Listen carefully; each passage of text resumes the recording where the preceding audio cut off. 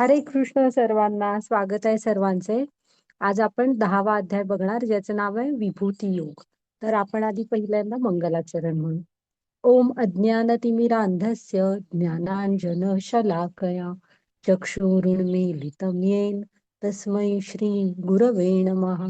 श्री चैतन्य मनोभीष्टं स्थापितं येन भूतले स्वयं रूप कदा मह्यं ददाति स्वपदान्तिकं. वन्देऽहं श्रीगुरो श्रीयुतपदकमलं श्रीगुरुन् वैष्णवांच श्रीरूपं साग्रजातं सहगण रघुनाथान्वितं तं सजीवं साद्वैतं सावधूतं परिजनसहितं कृष्ण चैतन्य देवं श्री राधा कृष्ण पदान् सहगण ललिता श्री विशाखान्वितांच. हे कृष्ण करुणा सिंधो दीनबंधो जगतपते गोपेश गोपिका कांत राधाकांत नमोस्तुते. तप्त कांचन गौरांगी राधे वृंदावनेश्वरी वृषभानुसुते देवी प्रणमामि हरिप्रिये. नमा ओम विष्णुपदाय कृष्णपृष्ठाय भूतले श्रीमते भक्ति वेदांत स्वामी इति नामिने. नमस्ते सारस्वते देवी गौरवाणी प्रचारिणे निर्विशेष शून्यवादी पाश्चात्य देशतारिणे. जय श्री कृष्ण चैतन्य प्रभु नित्यानंद श्री अद्वैत गदाधर श्रीवासादि गौर भक्त वृंद. हरे कृष्णा कृष्ण कृष्ण हरे हरे, हरे राम राम राम हरे हरे. हरे कृष्णा कृष्ण कृष्ण हरे हरे, हरे राम राम राम हरे हरे. तर स्वागत आहे तुम्हा सर्वांचे. आपण आपल्या राधा गोविंदांना प्रणाम करूया, त्यांचे आशीर्वाद घेऊया. प्रभुपाद स्वामींना प्रणाम करूया, ज्यांनी सोप्या शब्दामध्ये गीता लिहिली. नाहीतर हे ज्ञान आपल्याला तसं सोपं नव्हतं समजण्यासाठी. पुन्हा नामानिष्ठ दास प्रभूजी, ज्यांनी हा उपक्रम सुरू केला. ह्या ज्या आपण स्लाइड्स बघतो, ह्या स्लाइड्स बनवल्या, तर त्यांना पण प्रणाम करूया. आमच्या मराठीच्या ग्रुप हेड पूजा माताजी आणि आमच्या पूर्ण मराठीच्या टीमला प्रणाम करते, ज्यांच्या सहकार्याशिवाय हे म्हणजे आपण एकमेकांसमोर बसून बोलणं शक्य नव्हतं. मग अन्वया माताजी, ज्यांनी मला गीता शिकवली, त्यांना प्रणाम करते. आणि तुम्ही सगळे पण इथे वेळेत येता, तुम्हाला सर्वांना पण सादर प्रणाम. तर आपण काल 9वा अध्याय बघितला, ज्याचं नाव होतं राजयोग, राजविद्या. त्याच्यामध्ये कृष्णाने काय काय सांगितलं, की भगवंतांचं ऐश्वर्य सांगितलं, ज्याच्यामध्ये आपण अचिंत भेदाभेद तत्व पाहिलं होतं बघा. इथे लक्षात ठेवा, कृष्णाने आपल्याला 9व्या अध्यायामध्ये काय काय सांगितलंय. मग आणि त्याच्यानंतर कृष्णांकडे जाण्याचा मार्ग असतात, म्हणजे जर का तुम्ही मूढ व्यक्ती कशा मतांकडे आकर्षित होतात आणि पुढे कुठं जातात हे सांगितलं. आणि महात्म्यांबद्दल पण सांगितलेलं होतं. महात्मे कसे असतात. सततम कीर्तयंतो माम. मग त्याच्यानंतर भगवंतांकडे जाण्यासाठी आपल्याला अनन्य भक्ती हवी. म्हणजे एकमेव मार्ग आहे कृष्णांकडे जाण्यासाठी, तो म्हणजे अनन्य भक्ती. दुसरा कुठला मार्ग नाहीये. मग आपण कालच्या ह्याच्या अध्यायातलं तुम्ही लक्षात ठेवा, की आपण कधीही कोणाचा मत्सर करू नये. हे खूप महत्वाचं आहे जीवनामध्ये, की आपण कधीही कोणाचा मत्सर करू नये. मग आपली कृष्णांमध्ये पूर्ण श्रद्धा असायला हवी. सर्व प्राणी मात्रांमध्ये कृष्ण आहेत, चराचरामध्ये. आणि ते एका सिनेमाकडे तटस्थपणे सगळ्यांकडे बघत आहेत, इंटरफिअर करत नाहीत. पण भक्तांना मात्र मदत करत असतात.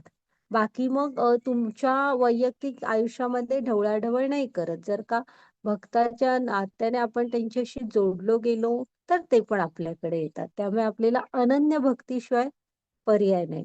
हं. आणि इच्छा करूनच सर्व काही करतात ते पण बघितलेलं, की भौतिक प्रकृती कशी त्यांच्या आदेशानुसार कार्य करते. अशा पॉइंट थोडे आपण बघितले होते कालच्या अध्यायात. आता आजचा जो अध्याय आहे ना, माताजी पुढची हा. तर आजच्या अध्यायामध्ये कृष्णाने सांगितलेलं आहे, की सगळ्याचा उगम कृष्ण आहेत. हं. त्यामुळे कोणीही कृष्णांना पूर्णपणे जाणू नाही शकत. मग ह्याच्यामध्ये 10.8, 9, 10 आणि 11 ह्या 4 श्लोकांना चतुश्लोकी भगवद्गीता किंवा भगवद्गीतेचे सार असं म्हटलेलं आहे. हा, मग त्याच्यानंतर अर्जुन भगवंतांना सर्वोच्च पद हे म्हणून स्वीकारतो. तुम्ही सर्वोच्च आहात आणि त्यांनी खूप छान प्रार्थना म्हटलेल्या आहेत तेव्हा. मग त्या प्रार्थना बघू आपण.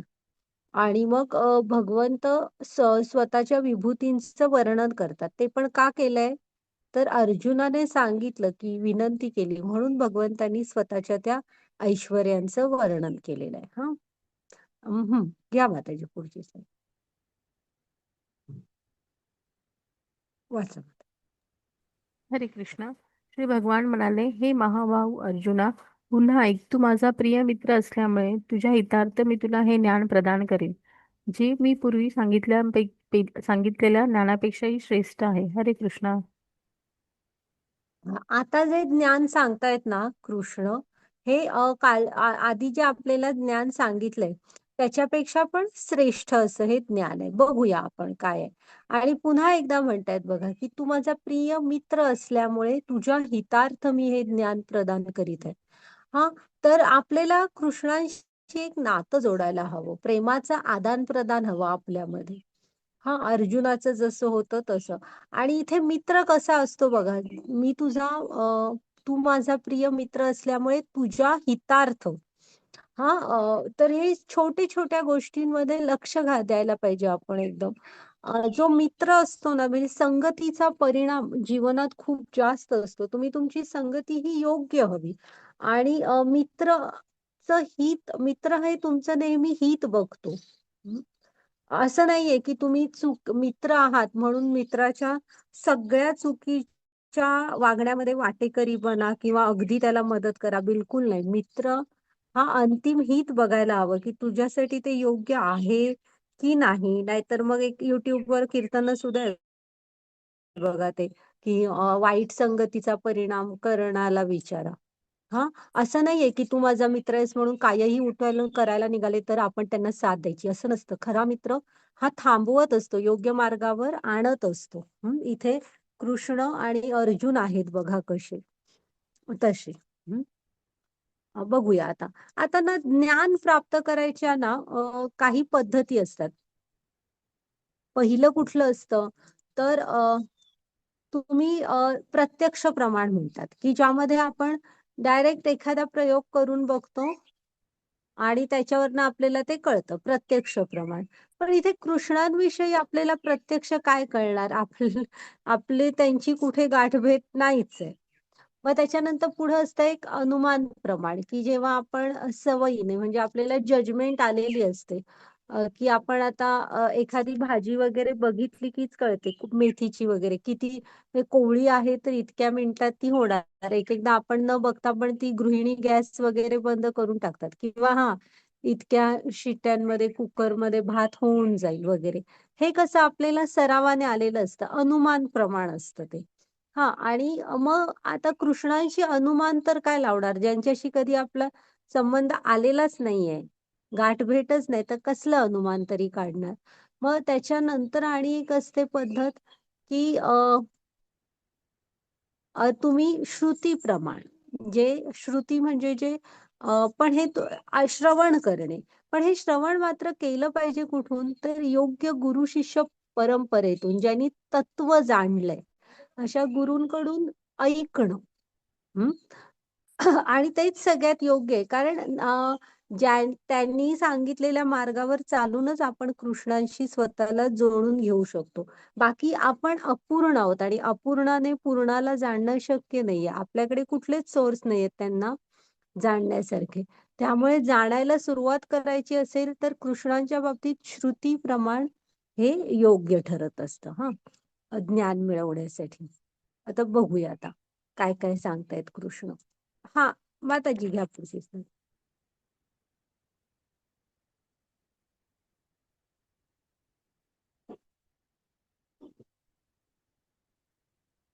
हरे कृष्णा. न मे विदुः सूरगणः प्रभवा न महर्षयः अहम् आदिर्षि देवान् महर्षीणाः च महर्षीणाम च सर्वशः. माझी उत्पत्ती किंवा ऐश्वर्य देवतांना कळत नाही, तसेच महर्षींनाही कळत नाही, कारण सर्व प्रकार देवतांचे आणि महर्षींचे मूळ मीच आहे. सर्व मनुष्यामध्ये मोहरहित झालेला जो मनुष्य मला अजन्मा अनादी सर्व जगताचा स्वामी म्हणून जाणतो, तोच केवळ सर्व पापांपासून मुक्त होतो. हरे कृष्णा. आता इथे ना कृष्ण काय सांगतायत बघा, त्यांच्याविषयी म्हणजे कृष्णांविषयी पूर्ण ज्ञान कुणाला असूच शकत नाही. का असू शकत नाही? तर हे जे देवी देवता किंवा वेगवेगळे महर्षी आहेत, ह्या सगळ्यांची पण उत्पत्ती कृष्णांमधूनच झाली आहे. मग जर का आपली उत्पत्ती कृष्णांमधून झाली आहे, तर आपण त्यांच्याविषयी सगळं कसं जाणू शकतो? म्हणजे आता उदाहरण घ्यायचं ना, तर आपले आई वडील असतात ना, त्यांच्या बालपणाविषयी आपल्याला केवढं माहित असतं, की जेवढं ते आपल्याला सांगतील. आपला जन्म जिथे झालाय तिथून पुढचं आपल्याला माहित असतं. पण त्यांच्या लहानपणी ते कसे होते, त्यांना कुठला विषय आवडायचा, कुठला आवडायचा नाही, त्यांचे मित्र कोण होते वगैरे अशा गोष्टी आपल्याला केवढं कळणार, जेवढे ते आपल्याला सांगणार. आणि त्याच्या मग आता आपल्या आजी आजोबा पणजोबा ह्यांच्याविषयी तर आणि कमी का, तर आपण त्यांच्या नंतर आलोय, त्यामुळे आपल्याला ते सगळं माहित नाही. तसं इकडे कृष्ण पण सांगतायत, ह्या कुणालाच माझ्याविषयी पूर्ण ज्ञान असू शकत नाही. का, तर आपली उत्पत्ती त्यांच्यामधून झालेली आहे हा, त्यामुळे कोणच कृष्णांना पूर्णपणे जाणू शकत नाही. इथे हे देवकी दाखवले, देवकीला भगवंत श्रीकृष्ण अवतार घेणार होते ना, तेव्हाच आहे हे. तर श्रीकृष्णांना त्यांच्या त्या द्विभुज रूपात पाहण्यासाठी बघा, सगळे देवी देवता आलेले आहेत आणि त्यांची नारद वगैरे पण आहेत बघा, आणि त्यांना स्तुती करून प्रणाम वगैरे करण्यासाठी आले होते. का, तर भगवंतांचं दर्शन त्यांना सुद्धा दुर्लभ आहे हा. मग आणि ना आपण आपल्या आजूबाजूला खूप ऐकत असतो, हा कोण ना कोणतरी म्हणतच असतं, मी देव आहे, मी भगवान आहे. हा, तर बघा ऍक्च्युली जेव्हा भगवंत अवतार घेतात, तेव्हा हे असं असतं की देवी देवता सुद्धा त्यांना प्रणाम करण्यासाठी येत असतात. हम्म. म्हणजे शास्त्र सुद्धा आपण डोळसपणे वाचायला हवे, आपल्या श्रद्धा ह्या डोळसपणे असायला हव्या. कोणही काहीही सांगतंय आणि आपण त्यावर विश्वास ठेवतो असं नाही. हा, थोडस स्वतः पण अभ्यास करा, वरिष्ठांकडून शिका की भगवंत अवतार घेतात तेव्हा कसं असतं वातावरण आणि सगळं. हम्म. आता पुढे बघा काय म्हणतायत, की आपण जर का भगवंतांना जाणू शकलो ना, काय म्हणून जाणायचंय तर अजन्मा अनादी सर्व जगताचा स्वामी तो, म्हणजे आणि जो जाणतो. हा, जेव्हा आपण एखाद्याला मनापासून हे असं असं हा आहे बाबा असं जाणतो, तेव्हा आपण ते मानायला पण सुरू करतो. जेव्हा आपण त्यांना जाणणार, तेव्हा त्यांच्याशी त्या भावाने आदान प्रदान सुरू करतो की भगवंतच सर्वोच्च आहेत, अनादी आहेत, सर्व जगताचे स्वामी आहेत. हा, ते कृष्ण म्हणतात जर का असं झालं, तर आपण आपल्या सर्व पापांपासून मुक्त होतो. हम्म. त्यासाठी मोहरहित, सर्व मोहरहित झालेला म्हणजे म्हणजे जे ज्ञानाच्या नजरेने पाहायला शिकलेले आहेत. वितराग भय क्रोध म्हणजे आहे क्रोध म्हणा, अ, वेगवेगळ्या आसक्ती, भीती, ह्या सगळ्यापासून दूर झालेले आहेत, कृष्णांशी घट्टपणे जोडले गेलेले आहेत असे.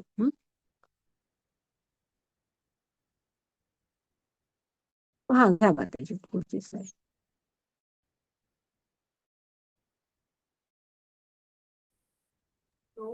हरे कृष्णा. सप्तर्षीगण आणि त्यांच्या पूर्वीचे 4 महर्षी, तसेच म्हणू मानव जातीचे प्रजापती माझ्या मनापासून निर्माण होतात, म्हणजे माझ्यापासून उत्पन्न होतात. आणि विविध लोकांवरील निवास करणारे सर्व जीव त्यांच्यापासून उत्पन्न होतात. हरे कृष्ण.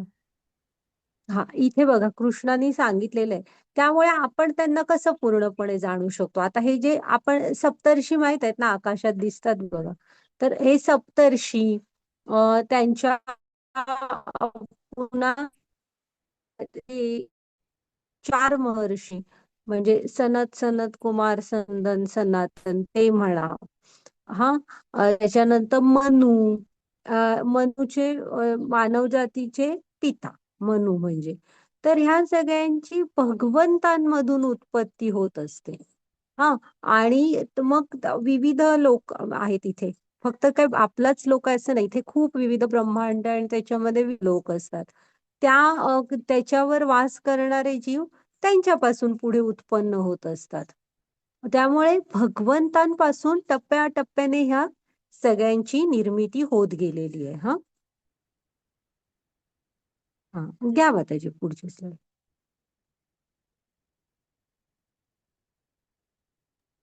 हरे कृष्ण. एतां विभूति योगं च मम यो वेत्ति तत्त्वतः विक्ले विकल्पे योगेन युज्यते नात्र संशया.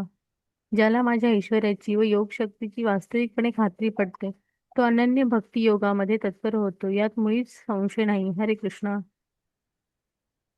हा, मग आता मगाशी म्हटलं तसं की म्हणजे भगवंतांची आपण कोण आहोत, भगवंत कोण आहेत, आपलं आणि त्यांचं नातं कोण आहे. हा, या सगळ्याची आपल्याला जेव्हा खरोखर ते पटतं ना, तेव्हा आपण त्यांच्याशी भक्तीने आपोआप जोडलो जातो. कारण ते आहेतच, त्यांचं नावच कृष्ण आहे, ते सर्वाकर्षक आहेत. आपलं पण चित्त त्यांच्यामध्ये गुंतत. हा, आणि यात मुळीच संशय नाही म्हणतायत बघा कृष्ण. जर का आपल्याला त्यासाठी हवी एक योग्य गुरूंकडून गीता तुम्ही शिकायला हवी. हा, त्यांनी सांगितलेल्या मार्गावर चालायला हवं. शास्त्रांचा श्रवण आणि अभ्यास वगैरे करायला हवा.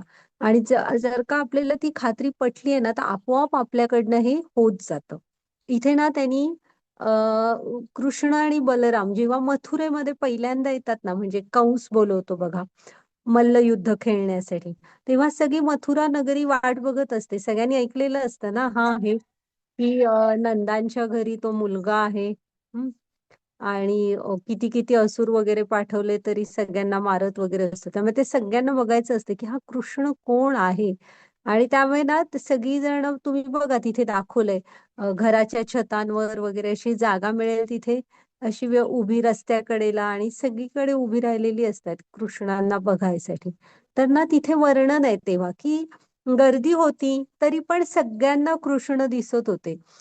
जसा आता कितीही गर्दी असली तरी आकाशातला सूर्य कसा प्रत्येकाला दिसतो ना, तसा तेव्हा तिथे कृष्ण पण गर्दी त्याला दिसत होते. हम्म, घ्या बा त्याची पुढची स्लाईड.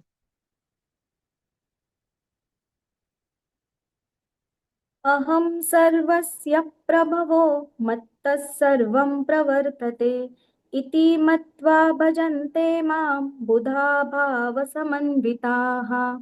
मीच सर्व प्राकृत आणि आध्यात्मिक जगतांचा उत्पत्तीकर्ता आहे. सर्व काही माझ्यापासून उद्भवते. जे बुद्धिमान मनुष्य हे पूर्णपणे जाणतात ते माझ्या भक्तीमध्ये संलग्न होतात आणि अंतःकरणपूर्वक मला भजतात. हरे कृष्णा. हे 10.8, 9, 10 आणि 11 हे 4 श्लोक जे आहेत ना, ह्याला भगवद्गीतेचं सार असं म्हटलं जातं आणि चतुश्लोकी भगवद्गीता पण म्हणतात. तर तुम्ही पाठ करायचा प्रयत्न करा हे 4 श्लोक. तर आता इथे आणि ह्यामध्ये संबंध, अभ्युदय आणि प्रयोजन असं 3 पण सांगितलेलं आहे की कृष्णांचा आणि आपला संबंध काय आहे. मग जेव्हा आपल्याला तो संबंध कळतो, मग त्यामध्ये आपली आदान प्रदान काय असतं. हा, आणि मग त्याचं प्रयोजन, मग त्या प्रदान करून आपल्याला आपलं त्याचं ध्येय काय आहे हे 3 पण इथं सांगितलेलं आहे. तर कृष्ण काय म्हणतात, जेव्हा एखादा आधी मुख्य म्हणजे ते लक्षात ठेवा की सर्व प्राकृत आणि आध्यात्मिक जगताचा उत्पत्ती करता कोण आहे, कृष्ण आहेत. हा, ते बघा, ते महाविष्णू, त्यांच्यामधूनच करोडो ब्रह्मांड बाहेर येत असतात. हा, जर जो बुद्धिमान मनुष्य हे पूर्णपणे जाण माझ्या मध्ये संलग्न होतात. जर ह्या म्हणजे भगवंतांना तुम्ही अखिल ब्रह्मांडांचं स्वामी म्हणून जाणणं, ह्यांना कृष्ण बुद्धिमान म्हटलंय बघा, की तुम्ही मनुष्य जीवनात हे जाणण्यापर्यंत पोचायला हवं, तर तुम्ही बुद्धिमान आहात. तर जे कोण हे जाणतं, कृष्णांशी जोडलं जातं, त्याला भगवंत बुद्धिमान मनुष्य म्हणतात. हा, आणि ते हे जाणून नुसतं होत नाही. कसं आहे ना, तुम्ही जाणता तर तसं वागायला पण हवं. मग जे कोण हे असे जाणतात, ते भगवंतांच्या भक्तीमध्ये संलग्न होतात आणि अंतःकरणपूर्वक भगवंतांना भजतात. भक्ती म्हणजे काय? भगवंतांची दिव्य प्रेममय सेवा. त्यांच्या वेगवेगळ्या सेवांमध्ये जोडून घेतात स्वतःला. ते- हा, माताजी पुढची इथे त्यांनी आपला आणि त्यांचा संबंध सांगितलाय बघा.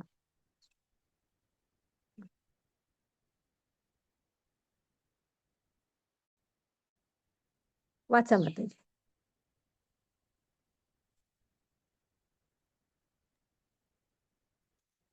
हरे कृष्णा. मच्चित्ता मदप्राणा बोधयन्तं परं परस्परं कथयच्च मा नित्यं तुष्यन्ति च रमन्ति च. माझ्या शुद्ध भक्तांचे विचार माझ्यामध्ये वास करतात. त्यांचे जीवन माझ्या सेवेसाठी पूर्णपणे समर्पित आहे आणि त्यांना नेहमी एकमेकांना ज्ञान देऊन व माझ्याबद्दल बोलण्यातून खूप समाधान व आनंद मिळतो. हरे कृष्णा.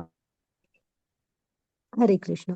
तर इथे बघा, हा, आता आपल्याला संबंध तर कळलाय. आपल्याला काय आदान प्रदान असायला हवं बघा. उपास आपण कसं वागल, जेव्हा आपल्याला कळतं की भगवंत काय आहेत, आपण कोण आहोत, आणि आपण त्यांच्याशी भक्ती सेवेने स्वतःला जोडून घेतो, तेव्हा ना अशा भक्तांचे ना विचार म्हणजे त्यांच्या हृदयात सतत भगवंत असतात. हा, त्यांचं जे जीवन असतं ते त्यांनी भगवंतांसाठी समर्पित केलेलं असतं. म्हणजे कर्तव्य सोडून देतात असं नाही, पण कायही करत असू देत, पण भगवंतांनाशी त्यांनी जोडून घेतलेलं असतं. वेळ काढतात ते भगवंतांसाठी. आणि ते भक्त जेव्हा एकमेकांना भेटतात ना, तेव्हा ना त्यांना भगवय कथय कथयंतश्च माम नित्यम तुष्यंतीच रमंतीच. म्हणजे ना त्यांना कृष्णांविषयी ऐकायला पण खूप आवडतं. हा, आणि ते जे त्यांनी ऐकलंय ते त्या दुसऱ्यांना सांगण्यामध्ये एक त्यांना वेगळाच समाधान आणि आनंद मिळत असतो. आता तुम्ही पण इथे ज्या कथा ऐकता, हा, थोडे श्लोक ऐकता, हे तुम्ही पण बघा की तुम्हाला पण आवडतंय का, की म्हणजे चेक करा की आपण आहोत का कृष्णांच्या जवळ निघालेलो. की आपल्याला पण आवडतंय का घरातल्यांना आज मी हे शिकलो, ह्या गोष्ट ऐकली ही वगैरे असं सांगणं, त्यांच्याविषयी आणि आणि ऐकणं. तर जे शुद्ध भक्त असतात ना, त्यांना खूप आवडतं एकमेकांबरोबर कृष्णांबद्दल बोलणं पण आवडतं, आणि कृष्णांबद्दल त्यांना ऐकायला पण आवडतं. हम्म.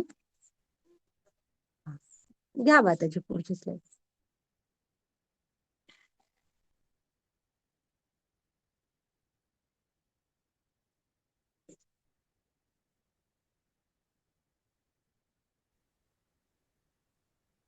आवाज येत नाही तिथे. ती एक स्लाइड आहे ज्याच्यामध्ये हरे कृष्ण आहे. आवाज येत नाहीये खरं माताजी.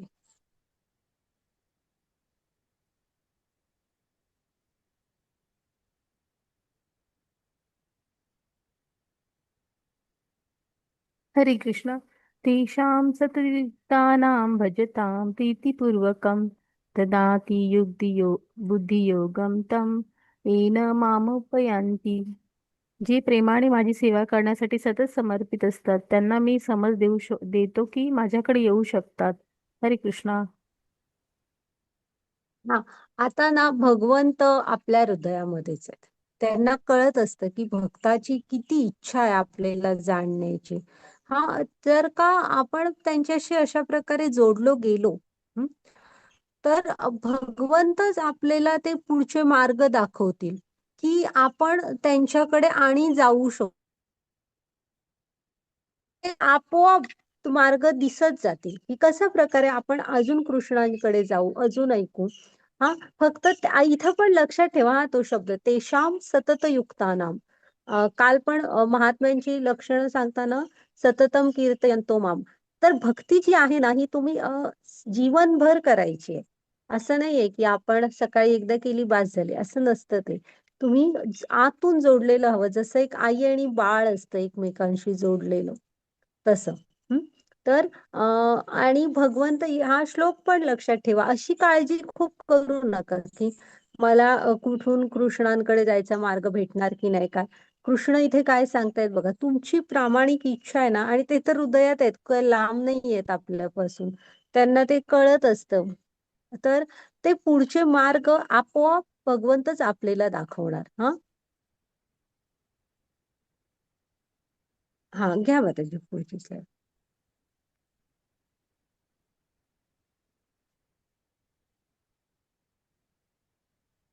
तेषामेवानुकम्पार्थम् अहमज्ञानजं तमः नाशय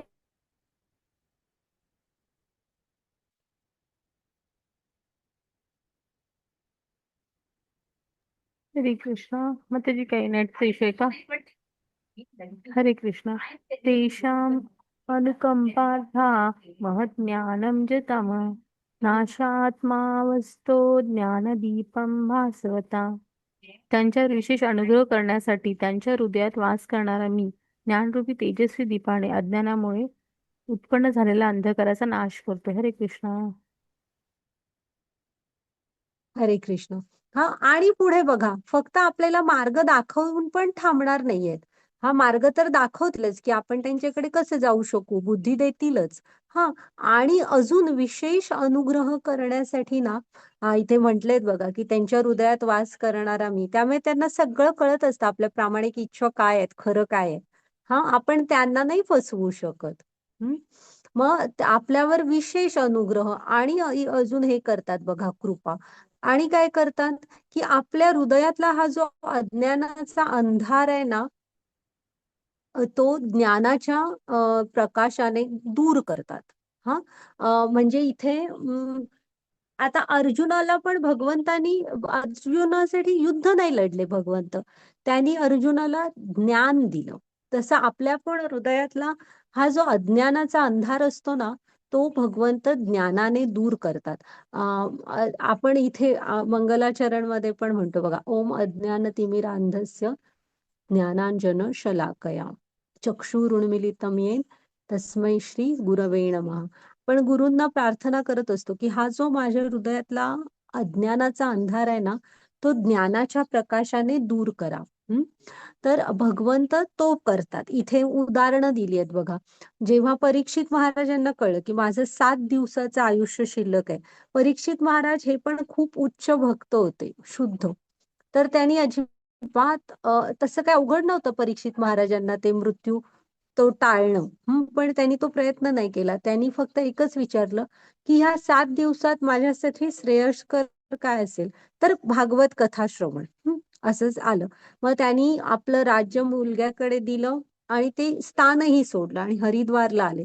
आणि माहित नव्हतं आता भागवत कुणाकडून ऐकायचं. तर तिथे ना परीक्षित महाराज गेल्यावर थोर भागवत कथाकार शुकदेव गोस्वामी आले आणि परीक्षित महाराजांनी त्यांच्याकडून 7 दिवस पूर्ण अखंड भागवतम श्रवण केलं. आणि भगवत धामाची प्राप्ती केली. तर म्हणजे भगवंत आपल्यासाठी ते करतात त्यांचे ते. इथे खाली हे आहेत त्या कपिल मुनी आहेत, जे भगवंतांचाच एक अवतार आहे आणि त्यांची माता देवहूती आहेत त्या.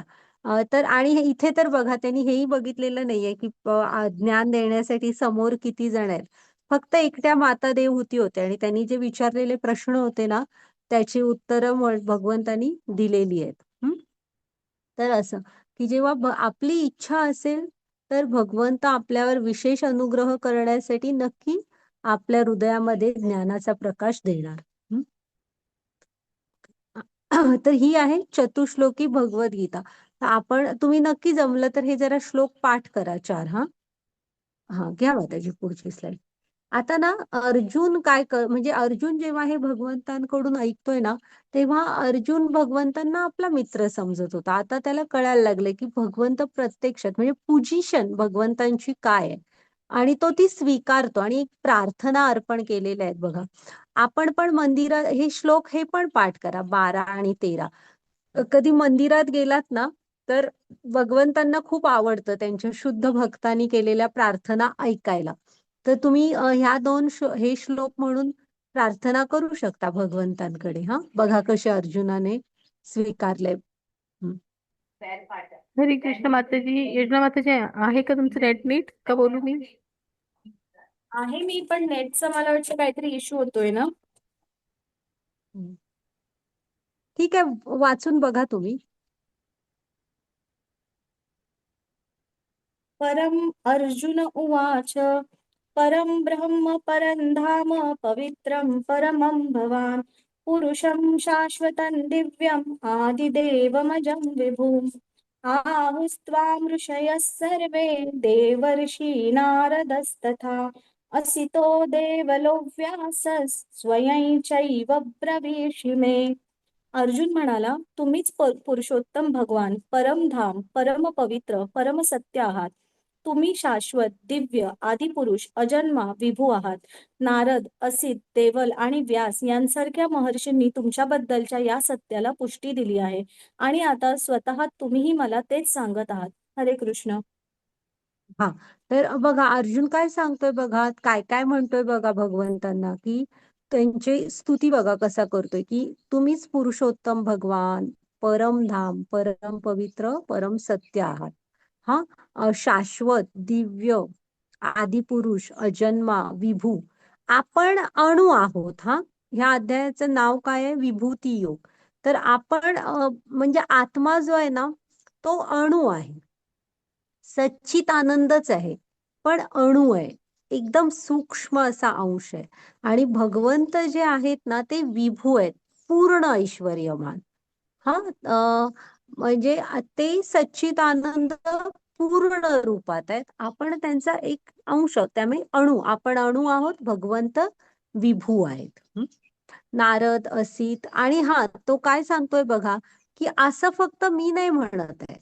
हा, हे जे वरचा 12वा श्लोक आहे ना, हे भगवंता फक्त मी नाही म्हणत आहे, तर त्याला तो हे देतोय थोडस आणि स्ट्रॉंग बनवतोय स्वतःचं स्टेटमेंट आणि दाखले देतोय. फॉर एक्झाम्पल, आणि कुणी कुणी म्हटलंय, नावं पण सांगतोय, की तुमच्याविषयी नारद, असित, देवल, व्यास यांसारख्या महर्षींनी पण हेच सांगितलंय. आणि आता तुम्ही स्वतः पण तुमच्याविषयी मला हेच सांगत आहात. चालेल, घ्या माताजी पुढची स्लाईड.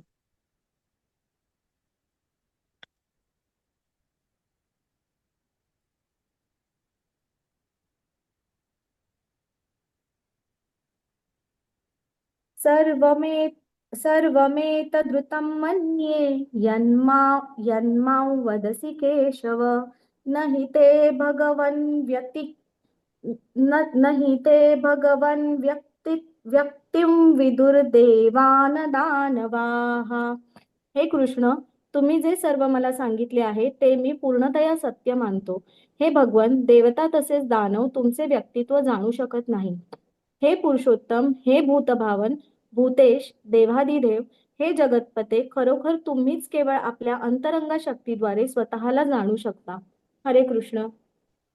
हा, म्हणजे कृष्ण आणि अर्जुन काय म्हणतोय बघा, की तुम्ही जे मला सांगितलंय ना, त्याला मी पूर्णतया सत्य मानतो. तो म्हणतोय की मला पूर्ण पटलेलं आहे. हा, आणि इथे तो पण म्हणतोय की तू भगवंता, तुम्हाला कोणच म्हणजे देवता, दानव कोणच तुम्हाला जाणू नाही शकत. आताच कृष्णाने पण सांगितलेलं, का तर आपली उत्पत्ती त्यांच्यामधून झालेली आहे. हा, आणि वेगवेगळ्या नावानी हाक मारतोय बघा, पुरुषोत्तम, भूतभावन, भूतेश, देवाधिदेव, जगतपते. तो काय म्हणतोय, आपल्या अंतरंगा शक्तीद्वारे तुम्हीच तुम्हाला जाणू शकता, बाकी कोणाची ती क्षमता नाहीये. हा, घ्या माताजी पुढची slide.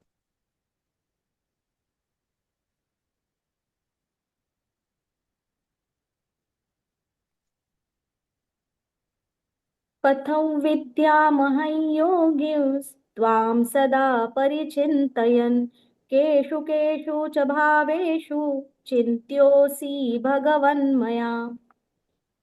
हे योगेश्वर कृष्ण, मी तुमचे कसे निरंतर चिंतन करावे आणि मी तुम्हाला कसे जाणावे? कोणकोणत्या कोणकोणत्या विविध रूपात मी तुमचे स्मरण करावे?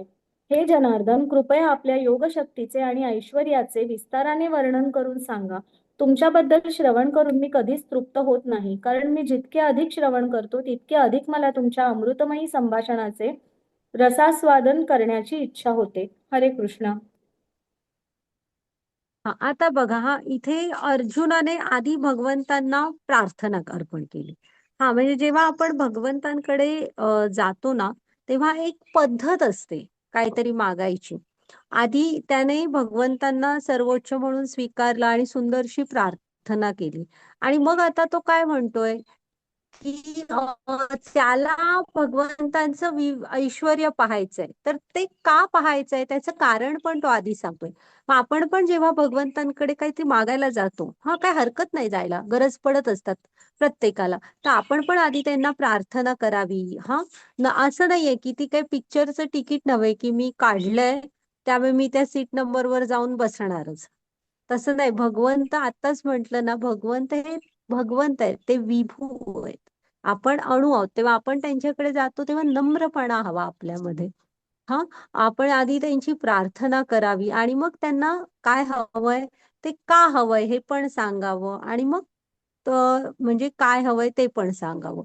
आधी त्याने सांगितलं की मला ऐश्वर्य बघायची आहेत. म्हणजे का बघायची आहेत?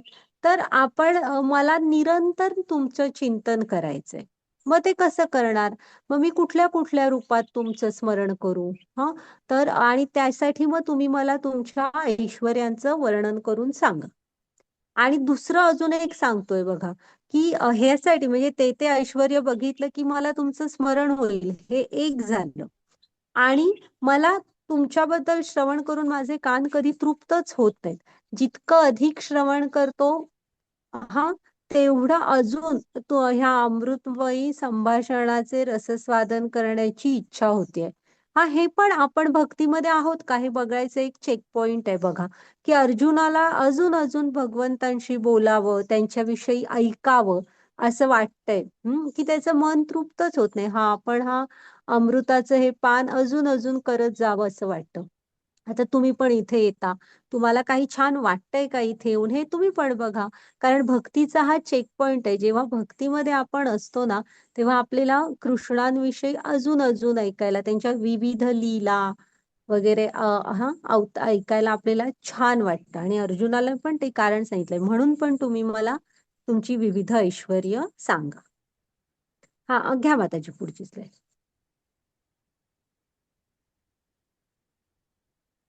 श्री भगवान म्हणाले, ठीक आहे, मी तुला माझ्या विलोभनीय अभिव्यक्तींबद्दल सांगेन.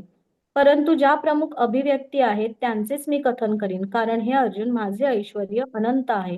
हरे कृष्ण. आता भगवंत काय सांगतायत की मी ना प्रमुख प्रमुख अभिव्यक्तींबद्दलच सांगेन. इथे कृष्णांचा पण एक गुण बघा. कृष्णाने स्वतःहून स्वतःची ऐश्वर्य सांगायला इथे घातलेली नाहीयेत. माझं एवढं आहे तेवढं आहे. भक्ताने इच्छा केली म्हणून सांगतायत. त्यामुळे भगवंतांकडे आपण एक षडऐश्वर्यातला गुण बघितलेला, त्यांच्याकडे वैराग्य आहे. ते स्वतः सांगत नाहीयेत, अर्जुनाने सांगितलं म्हणून सांगतायत. आणि त्यातल्या पण प्रमुख अभिव्यक्तीत सांगेन, कारण आता त्यांचं तर ऐश्वर्य अनंत आहे, किती सांगणार. आणि इथे त्यातले थोडे दाखवलेले आहेत त्यांनी. बघ माताजी पुढे जरा एक मिनिट, तो चार्ट आहे काय बघा.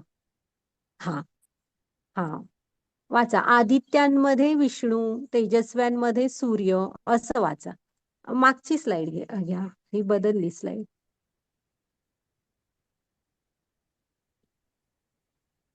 आदित्यांमध्ये विष्णू, तेजस्व्यांमध्ये सूर्य, मरुद्गणांमध्ये मरीची, नक्षत्रांमध्ये चंद्र, वेदांमध्ये सामवेद, देवतांमध्ये इंद्र, इंद्रियांमध्ये मन, सजीवांमध्ये जिवंत शक्ती, रुद्रांमध्ये भगवान शिव, यक्ष आणि राक्षसांमध्ये कुबेर, पुरोहितांमध्ये बृहस्पती, पुराणांमध्ये स्कंद, जलाधारांमध्ये सागर, महान ऋषीमध्ये भृगू, कंपनांचा ओम, नामजप यज्ञ, अचल गोष्टींचा हिमाचल, वृक्षांमध्ये वटवृक्ष, देवतांमध्ये ऋषींचा नारद, गंधर्वांपैकी चित्ररथ, सिद्ध प्राण्यांमध्ये कपिला, घोड्यांमधले उच्छैश्रव, भगवान भगवान हत्तींपैकी ऐरावत,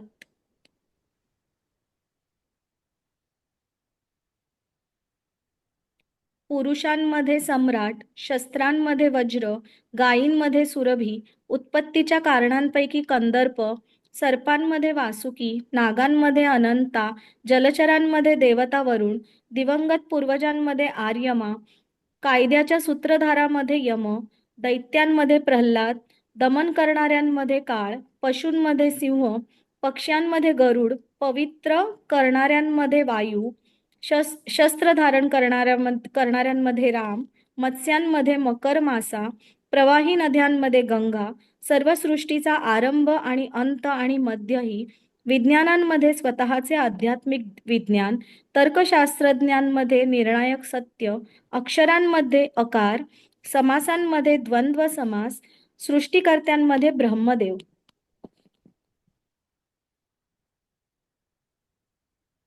मी सर्व भक्षण करणारा मृत्यू आहे आणि मीच सर्व काही निर्माण करणारा तत्व आहे.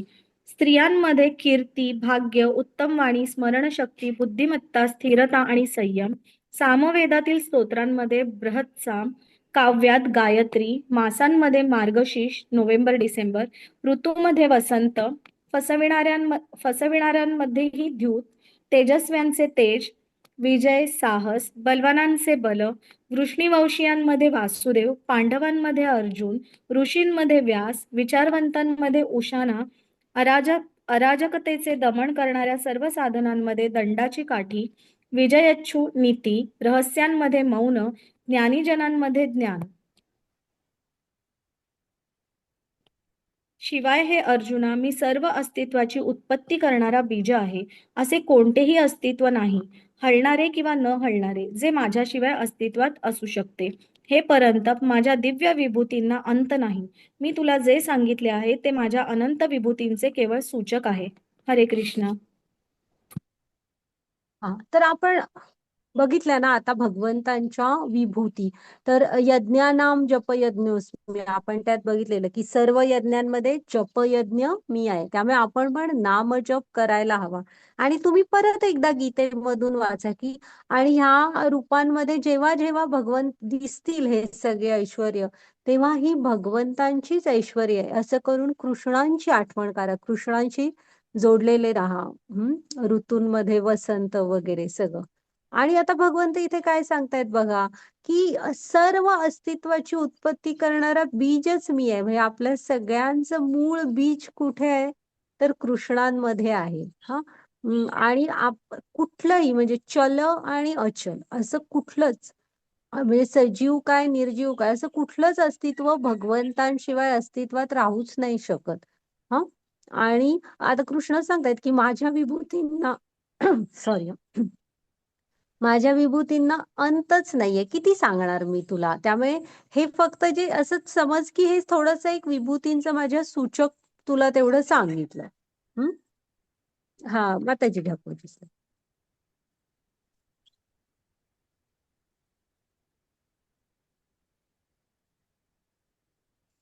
यद्यद्विभूतिमत्सत्त्वं श्रीमदुर्जितमेव वा तत्तदेवावगच्छत्वं मम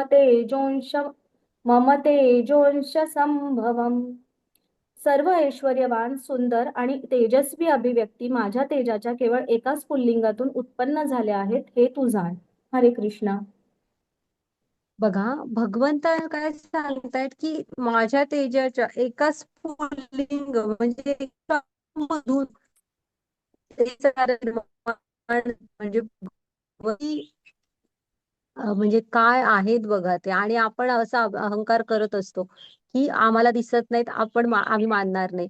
का दिसणार सांगा, ज्यांच्या एका म्हणजे स्फुल्लिंगातून, तेजाच्या स्फुल्लिंगातून एवढ्या सगळ्याची उत्पत्ती होऊ शकते, तर आपण ह्या आपल्या ह्या पंचमहाभूतांच्या देहाने कसं जाणणार त्यांना. हा, घ्या त्याची पुढची स्लाइड. अथवा बहुनैतेन किं ज्ञानेन तवार्जुन विष्टभ्याहमिदं कृत्स्नम् एकांशेन स्थितो जगत्. परंतु हे अर्जुना, या साऱ्या सविस्तर ज्ञानाची काय आवश्यकता आहे? माझ्या केवळ एकाच अंशाने मी हे संपूर्ण विश्व व्यापून धारण करून राहिलो आहे. हरे कृष्णा. हा, भगवंत म्हणतायत काय गरज आहे तुला एवढ्या सविस्तर ज्ञानाची, आणि काय सांगू आता, एवढं तर आहे. हा, असं समज की मी माझ्या एका अंशाने हे सगळं धारण करून राहिलेलो आहे. हं? हा, घ्यावा त्याची पुढची स्लाइड. हा, तर झाला आपला हा आजचा अध्याय. तुम्ही वाचा, सुंदर अध्याय आहे, छोटासा आहे आणि छान इंटरेस्टिंग आहे. वाचा नक्की, घरातल्यांना वगैरे पण सांगा, चर्चा करा त्यावर की भगवंतांची ही जी ऐश्वर्य आहेत ना, ती काय काय आहेत. आणि हे ते जे म्हणजे भगवंत कसे सगळ्याचे उगम आहेत ते बघितलं, आणि कोणच भगवंतांना पूर्णपणे जाणू नाही शकत. हा, त्याच्यानंतर भगवद्गीतेचं सार, चतुश्लोकी गीता बघितली. ते श्लोक एकदा बघा, पठण करा. त्याच्यानंतर अर्जुनाच्या प्रार्थना बघितल्या, त्याने अर्पण केल्या, आणि मग भगवंतांना विनंती केली की मला तुमचे ऐश्वर्य दाखवा. ते पण का, की मला सतत त्यामुळे तुमचं स्मरण होत राहील. आणि दुसरं कारण काय सांगितलं, की मला तुमच्याविषयी खूप अजून अजून ऐकायला, हे अमृताचं पान करायला छान वाटतं, आनंद वाटतो म्हणून. हा, आणि मग भगवंतांनी त्यांच्या या विभूतींचं वर्णन केलं. तर झालाय आपला आजचा अध्याय. ओके माताजी, तुम्ही रेकॉर्डिंग स्टॉप केलं तरी चालेल. प्रश्न असले तर, किंवा कोणाला काही प्रश्न असले